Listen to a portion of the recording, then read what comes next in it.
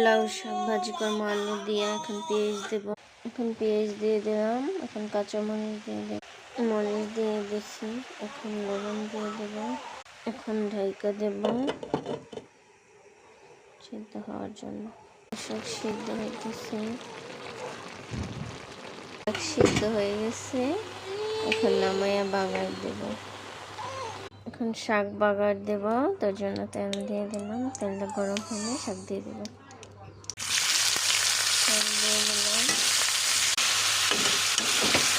শাক দিয়ে দিচ্ছি,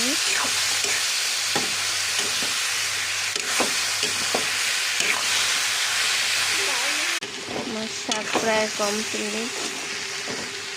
ধনিয়া পাতা দেব, ধনিয়া পাতা দিয়ে নামাইয়া ফেলবো।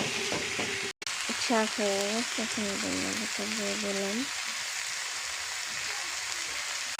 আমার শাক হয়ে গেছে, শাক পুরো কমপ্লিট।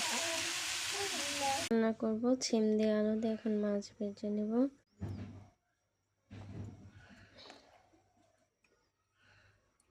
মাছ ভাজতেছি, তখন মেয়ের জন্য পারি নাই, ভিডিও উঠে অফ ক্যামেরায় মাছ দিয়ে দিচ্ছি।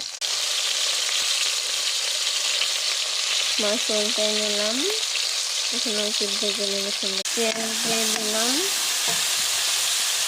লবণ দিয়ে দিলাম, আদা বাটা রসুন বাটা দিয়ে এখন একটু ভেজে নেব যাতে আদার গন্ধ না থাকে। হলুদের গুঁড়া দিয়ে দিলাম, মরিচের গুঁড়া দিয়ে দিলাম অফ ক্যামেরায়।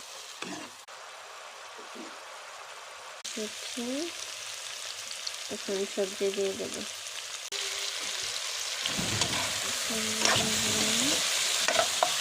এই সবজিটাকে একটু কষাই নেব। ফুলকপি সিম কষানো শেষ, এখন পানি দিয়ে দেবো।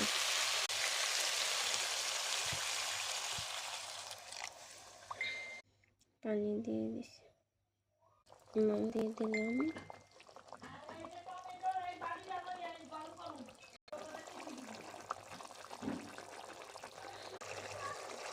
জিরা পাতা দিয়ে দিলাম, এখন ধনিয়া পাতা দিয়ে দিলাম। আমার জন্য কমপ্লিট।